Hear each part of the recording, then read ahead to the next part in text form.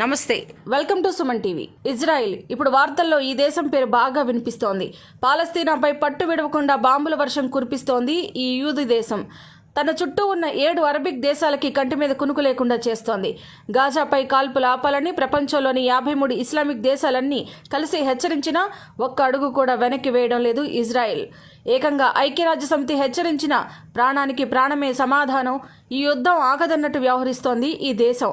గట్టిగా 1 కోటి మంది జనాభా కూడా లేని ఇజ్రాయిల్కి ఇంత తెగింపు, ఇంత పౌరుషం, ఇంతటి పోరాట తత్వం ఎలా సాధ్యమైంది? వీటన్నింటికన్నా ముందు అసలు ఇజ్రాయిల్ దేశంగా ఎలా ఏర్పడిందో తెలుసుకుందాం. క్రీస్తుపూర్వం 10వ శతాబ్దాల్లో యూదుల సామ్రాజ్యం స్థాపించబడింది. 1600 సంవత్సరాల తర్వాత ఇక్కడి అరబ్ల సంఖ్య ఎక్కువైంది. తర్వాత ఈ సామ్రాజ్యాన్ని రోమన్లు తమ అధీనంలోకి తెచ్చుకున్నారు. రోమన్లు ఇక్కడే యూదులందరినీ ఊచకోత కోయడం మొదలుపెట్టారు. కానీ అరబ్లు మాత్రం రోమన్స్ పరిపాలనలో ఆనందంగా ఉంటూ వచ్చారు. దీంతో యూదులంతా తమ ప్రాంతాన్ని వదిలి ప్రాణాలను కాపాడుకోవడానికి ప్రపంచ దేశాలకి వలస వెళ్లిపోయారు. వీరిలో ఎక్కువ మంది యూరోప్ వెళ్లిపోయారు. కానీ ప్రపంచంలో ఎక్కడా వీరికి కనీస మర్యాద దక్కలేదు. ఎవరూ వీరిని ఆదరించలేదు. బానిసలుగా మాత్రమే చూస్తూ వచ్చారు. కానీ ఒక్క ఇండియాలో మాత్రం యూదులకు గౌరవం దక్కింది. మిగతా ప్రజలందరిలాగానే వీరికి ఇక్కడ సమానమైన జీవితం లభించింది. అయినా ఎక్కువ మంది యూదులు మాత్రం బానిసలుగా యూరోప్లోనే ఉండిపోయారు.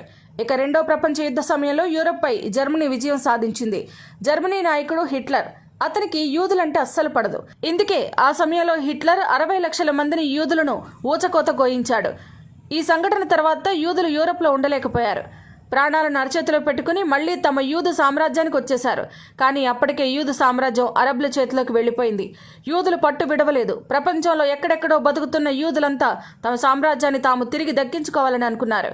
ఎక్కడి ఆస్తులు అక్కడే వదిలేసి అంతా యూదు సామ్రాజ్యాన్ని చేరుకున్నారు. నిదానంగా అక్కడి యూదుల సంఖ్య పెరుగుతూ వచ్చింది. తర్వాత తమకి ఈ సామ్రాజ్యంలోనే ప్రత్యేక దేశం కావాలని ఉద్యమించారు. ఆ ఉద్యమం అరబిక్లు యూదుల మధ్య యుద్ధంలా మారింది. దీంతో అప్పటి ఐక్యరాజ్య సమితి కల్పించుకుని అరబులను పాలస్తీనులుగా, యూదులను ఇజ్రాయెల్గా విభజించింది. ఇలా యూదులు అంతా కలిసి ఇజ్రాయెల్ దేశాన్ని సాధించుకున్నారు. ఇదంతా ఇజ్రాయెల్ దేశ ఏర్పాటు చరిత్ర. మరి ఇప్పుడు అక్కడ పరిస్థితులు ఎలా ఉంటాయో తెలుసుకుందాం. అందులో మొదటిగా చెప్పుకోవాల్సింది, ఇజ్రాయెల్ అనేది విస్తీర్ణంలో చాలా చిన్న దేశం. ఇంకా అర్థమయ్యేలా చెప్పాలంటే మన దేశంలో ఉన్న రాజస్థాన్ రాష్ట్రంలో సగం ఉంటుంది ఇజ్రాయెల్.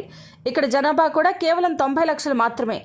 ఇక రెండోది, ప్రపంచం మొత్తాన్ని వణికిస్తున్న ఐసిస్ ఉగ్రవాదుల గురించి మీరు వినే ఉంటారు. అన్ని దేశాల్లో వీరు అడుగుపెట్టారు, తమ కార్యక్రమాలు చేశారు. కానీ ఐసిస్ ఉగ్రవాదులకు మాత్రం ఇజ్రాయిల్లో అడుగు పెట్టాలంటే భయం. ఇప్పటి వరకు ఐసిస్ ఇజ్రాయెల్ వైపు కన్నెత్తి కూడా చూడలేకపోయింది. ఇక మూడవది, ఇజ్రాయెల్ చుట్టూ 7 ముస్లిం దేశాలున్నాయి. వీటన్నిటికీ కావాల్సింది ఇజ్రాయెల్ పతనమే. కానీ వాటన్నిటికీ ఇజ్రాయెల్ని టచ్ చేయాలంటే భయం. ఎందుకంటే ఇజ్రాయెల్ దేశంలోనే 100వ అతి చిన్న దేశం. కానీ దాని వైమానిక దళం ప్రపంచంలోని అన్ని శక్తివంతమైన వాటిల్లో ఒకటి. కేవలం అమెరికా, రష్యా, చైనాలు మాత్రమే దీనికన్నా బలంగా ఉన్నాయి. ఇంకా ఆశ్చర్యకరమైన విషయం ఏమిటంటే, ప్రపంచంలోకెల్లా వేగంగా నిర్ణయం తీసుకోగలిగిన ఆర్మీ ఇజ్రాయెల్దే. దేశ రక్షణ కోసం ఇక్కడ సైనికులు ఎలాంటి నిర్ణయం అయినా స్పాట్లో తీసుకోవచ్చు. మన దేశంలో లాగా రాజకీయ నాయకుల పర్మిషన్స్ కోసం ఎదురు చూడాల్సిన అవసరం ఉండదు. కాబట్టి ఇజ్రాయెల్ ఇప్పటికే ఆ 7 ముస్లిం దేశాలపై యుద్ధంలో విజయం సాధించింది. ఇక నాలుగవది, మన దేశ రక్షణ కోసం రా అనే ఏజెన్సీ ఉన్నట్టే ఇజ్రాయెల్ వాళ్ళకు కూడా ఒక రక్షణ వ్యవస్థ ఉంది. దాని పేరు మోసాద్. మోసాద్ అంటే మరణం అని అర్థం. ఇజ్రాయెల్కి హాని తలపెట్టే ఎవరిని ఈ మోసాద్ వదిలిపెట్టదు. మోసాద్ ప్రపంచంలోనే అత్యంత బలమైన ఇంటెలిజెంట్ ఏజెన్సీ.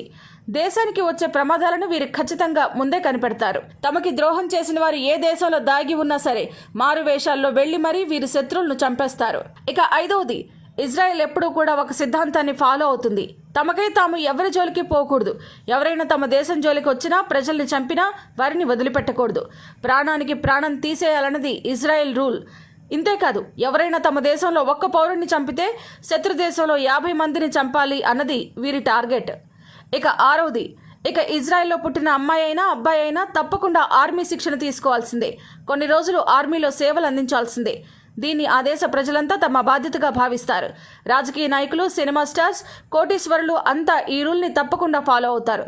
సో ఇక్కడ ప్రజలందరూ సైనికులే. ఇక ఏడవది, ప్రపంచం మొత్తం మీద ఒక్క ఇజ్రాయెల్లో మాత్రమే యాంటీ బలాస్టిక్ డిఫెన్స్ సిస్టమ్ అమర్చబడి ఉంది. అంటే ఇజ్రాయెల్ దేశంపై ఎవరైనా రాకెట్ని గురిపెడితే ఈ యాంటీ బలాస్టిక్ డిఫెన్స్ సిస్టమ్ గాల్లోనే ఆ రాకెట్ని పేల్చేస్తుంది. దీని కారణంగానే 1965లో జరిగిన యుద్ధంలో ఇజ్రాయెల్ 7 అరబిక్ దేశాలపై విజయం సాధించగలిగింది. ఇక 8వది, ఇజ్రాయెల్ సొంతంగా ఉపగ్రహ వ్యవస్థ కలిగిన 9వ దేశం. ఇంకా ఆశ్చర్యకరమైన విషయం ఏమిటంటే ఈ దేశం తన ఉపగ్రహ వ్యవస్థ సమాచారాన్ని ఎవరితోనూ పంచుకోదు. ఇక 9, 1972లో జర్మనీలో ఒలింపిక్స్ జరిగాయి. ఇక్కడ 12 మంది ఇజ్రాయెల్ ఆటగాళ్లని పాలస్తీనాకి చెందిన ముస్లిం ఉగ్రవాదులు చంపేశారు. ఇది ఇజ్రాయెల్కి అతిపెద్ద షాక్. కానీ అప్పుడు ఆ దేశ ప్రధాని శాంతి గీతాన్ని అందుకోలేదు. చనిపోయిన 12 మంది కుటుంబాలకి తానే స్వయంగా ఫోన్ చేశాడు. మన వాళ్ళని చంపిన ఏ ఒక్కరిని ఇజ్రాయెల్ వదిలిపెట్టదు. మీ అందరికీ ఇజ్రాయెల్ ప్రధానిగా నేను మాటిస్తున్నాను. ఈ ఉగ్రవాదులు ప్రపంచంలో ఎక్కడ దాగి ఉన్నా సరే వారం రోజుల్లో వారిని చంపేస్తాం. అలా జరగని పక్షంలో నేను ప్రధానిగా ఉండనని ఓపెన్ స్టేట్మెంట్ ఇచ్చేశాడు. ప్రధాని ప్రకటన తర్వాత ఆ దేశ మోసాద్ ఏజెంట్స్ రంగంలోకి దిగారు. 4 రోజులు ఒక్కరికి నిద్ర లేదు, విశ్రాంతి లేదు. ఒక్కరు కూడా తిండి కూడా సరిగ్గా తినలేదు, ఆ దేశ ప్రధానితో సహా. కానీ 5వ రోజుకి తీవ్రవాదుల స్థావరాన్ని కనుగొన్న ఇజ్రాయెల్ వారి మీద బాంబుల వర్షం కురిపించింది. ఇలా ఉంటుంది ఇజ్రాయెల్ పట్టుదల. ఇక 10, పాకిస్తాన్ని, ఇండియాని ఇజ్రాయెల్ ఎలా చూస్తుందో ఇప్పుడు తెలుసుకుందాం. పాకిస్తాన్ ప్రజలకి ఇజ్రాయెల్లోకి అనుమతి లేదు. ఎందుకంటే వీరు పాలస్తీనా ఉగ్రవాదులకు ఆయుధాలను సమకూరుస్తున్నారని ఇజ్రాయెల్ నమ్మకం. కానీ ఇండియా పేరు చెప్తేనే ఇజ్రాయెల్ పులకించిపోతుంది. ఇజ్రాయెల్ దేశంలో ఇండియన్స్ని దేవుళ్లుగా చూస్తారు.